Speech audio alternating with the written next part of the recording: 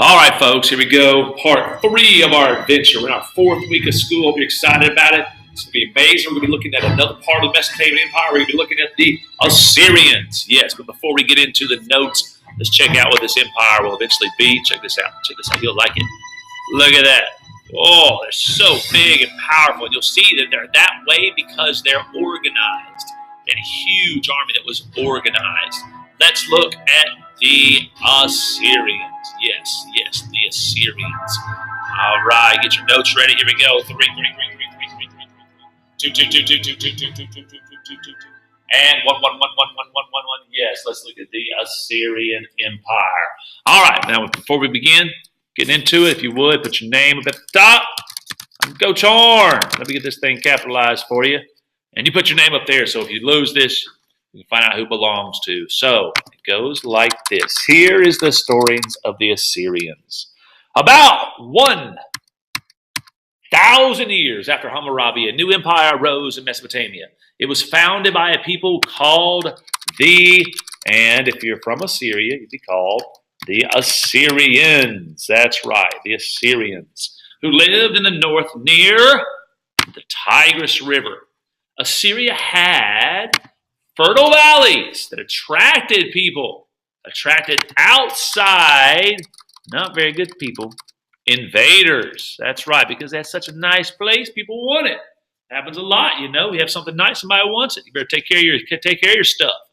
All right, to defend their land, the Assyrians built in order to defend their land, they built a large army. It just wasn't large. It was organized. We'll talk about that in a minute too. So around 900 BCE, 900 years before Jesus, all right, they began taking over. They began to expand the rest of Mesopotamia. That's right. You'll meet Sargon the Second's going to happen up in here. That's right. Here we go. So why were the Assyrians so strong? What made them so strong? Well, the Assyrian army was, I said it earlier, organized. If you want to be strong and influential and powerful and you want to matter more in your company, at your job, at your school, or whatever, become more organized. Get things planned out. This is one of the keys to success. All right, at its core were groups of foot soldiers. That's right, armed with spears and daggers. That's right. Other soldiers were experts at using bows and arrows. You're thinking that's not very good. Yes, bows and arrows are incredible weapons. The army also had chariots. This is horse-pulled warriors, all right, or chariot riders and soldiers who fought on the back of horsebacks with their bows and arrows. All right, this fearsome and mighty force was the first large army to use a new type of metal. Can you guess what it is? Guess what it is? Can you guess what it is? There it is, iron weapons. Now, for centuries, iron had been used for something else. It was used for tools.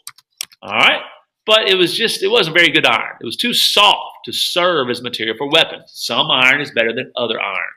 Well, there's these people that are called the Hittites. That's right, Hittites who lived in northwestern Assyria developed a new way of making iron harder, stronger. Ooh, they heated iron ore, hammered it, and then they rapidly cooled it. All right, the Assyrians learned this technique from, who is it again? The Hittites. They produced iron weapons that were stronger than those made from copper or tin. So bronze is on its way out. Iron is the new thing. All right, the Assyrians were ferocious warriors. All right, to attack cities, they tunneled under walls. Think about how long that takes. To attack the city, they just dig under a wall. Or they would climb over them with ladders. Yes, they loaded tree trunks, these giant tree trunks, onto movable platforms and used them as battering rams. That's right, to knock down city gates. Once a city was captured, the Assyrians would go inside, they would fight a little while, and then they would set fire to its buildings. They also carried away its people and it's all of its goods and make it their own. And then anyone who resisted Assyrian rule, they would be punished cruelly and severely. The Assyrians would drive the people off of their lands and they would let other people move in to, all right, they moved them into, all right, foreign territory. All right, so let me back up. The Assyrians drove people from their lands and moved them into foreign territory. Then they brought in new settlers, or they allowed new settlers to move in to this empty land, and then they would basically say, look, you can stay here as long as you want. All you have to do is just pay a tax. This is really called tribute. All right, tribute means, hey, I'm going to pay you just so you leave me alone. And that's what the Assyrians did. All right, next thing. This is going to make them very powerful. They have a well-organized government. Assyrian kings had to be strong to rule their large, what do they have? A large empire. Very good. A large empire.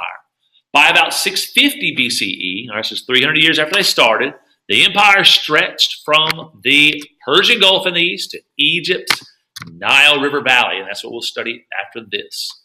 The capital was this beautiful place named Nineveh. Nineveh. Make sure we spell it right. Nineveh. Nineveh on the Tigris River. You may have heard of that before. Assyrian kings divided the empire into, all right, we divide our states into counties. They divided their empire into provinces, all right, or political districts. They chose officials to govern each province, and these officials then would collect the taxes from all the people and enforce all the king's laws. All right, Assyrian kings, this is one of the most amazing things they did to keep themselves organized.